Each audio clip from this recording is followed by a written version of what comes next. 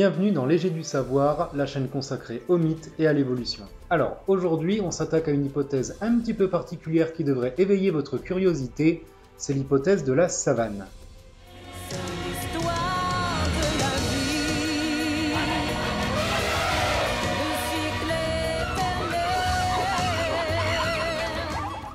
Mais avant de ne rentrer dans les détails scientifiques de cette hypothèse, on va parler mythologie. Et cette fois, on va sortir des sentiers battus de la mythologie grecque, car qui dit savane dit terre africaine, et c'est cette direction que nous prenons avec une créature en apparence bien inoffensive, mais que vous feriez mieux de ne jamais rencontrer.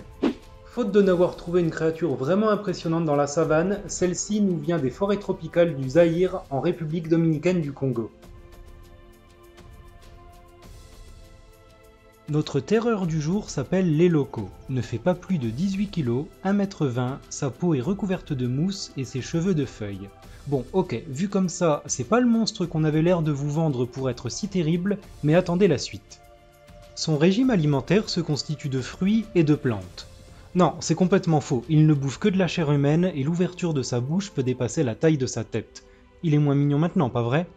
Ce nain diabolique est un vrai pisteur et traque sa proie comme le plus patient des prédateurs. Il attend dans les feuillages, et s'il a le malheur de vous croiser, il va se mettre à siffler une petite mélodie comme un vrai cow-boy, ou sonner sa petite cloche envoûtante pour vous attirer à lui. Et seulement à ce moment-là, il vous mangera. Ce monstre peut aussi rester longtemps sans rien avaler, mais sombrera peu à peu dans la folie, et finira par se livrer au cannibalisme avec d'autres bilocos, son petit nom au pluriel. Une histoire de ce folklore raconte qu'un jour, un couple alla chasser dans la forêt, près d'une cabane fortifiée de palissades et de pièges. Le chasseur alla vérifier les pièges mais prévint sa femme de ces mots. « Si tu entends une cloche, tu ne bouges pas, car si tu bouges, tu meurs. » Peu de temps après, le son de cloche résonna et une petite voix se fit entendre. La femme ne put résister et ouvrit la porte à ce petit être au corps et à la voix d'enfant. Envoûtée, elle prépara une purée de bananes et de poissons frits à son invité qui refusa et dit « Je n'ai rien mangé depuis longtemps, donne-moi un morceau de ton bras. » Sous le charme, elle accepta, et lorsque son mari revint, il ne trouva que des os. En matière d'habitat, l'homme a été pendant longtemps confronté à un type de paysage bien particulier. Une vue à perte d'horizon, des herbes hautes, des acacias, je parle bien évidemment de la savane. Selon cette hypothèse, nous aurions une préférence pour ce type d'environnement naturel comparativement à d'autres comme une forêt tropicale ou un désert. Cette préférence n'est pas anodine et reflète la capacité de nos ancêtres à tirer part de cet environnement. Que ce soit pour se cacher des prédateurs, chasser des proies, profiter de l'ombre des acacias pour se protéger du soleil ou y grimper pour dormir en toute sécurité ou faire du repérage, la savane africaine offrait de nombreuses possibilités pour survivre et perdurer, et ce, durant très longtemps. Évidemment, tout ce que je vous dis ne sort pas de mon chapeau. Cette préférence a été testée en 1982 auprès d'Américains de 8 à 70 ans, issus de divers milieux socio-économiques.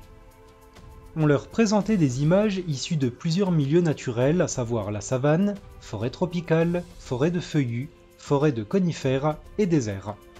Ils devaient évaluer chacune de ces images sur leur désirabilité pour y vivre ou pour visiter. Il est apparu que les environnements qui nous sont familiers comme la forêt de feuillus et de conifères étaient autant préférés que la savane pour visiter et pour y vivre. Et ces trois-là étaient bien plus appréciés que des environnements non familiers comme le désert et la forêt tropicale. Il est important de ne pas minimiser le poids de la culture, mais il est intéressant de noter que parmi les environnements non familiers, seule la savane est au moins appréciée que des paysages qui nous sont connus. Cette même étude a aussi été testée auprès de Nigérians vivant dans la forêt tropicale. L'expérience est toujours la même avec les 5 biomes et les photographies.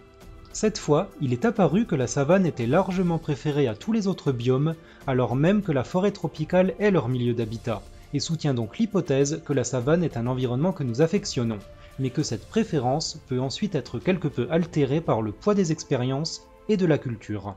La dernière étude est un argument de poids en faveur de cette hypothèse, et voici pourquoi. Comme je vous le disais, l'une des caractéristiques principales de la savane est qu'elle est peuplée d'acacias, permettant de se protéger du soleil, de se cacher dans ses hauteurs pour repérer des proies et prédateurs, et dormir en toute sécurité.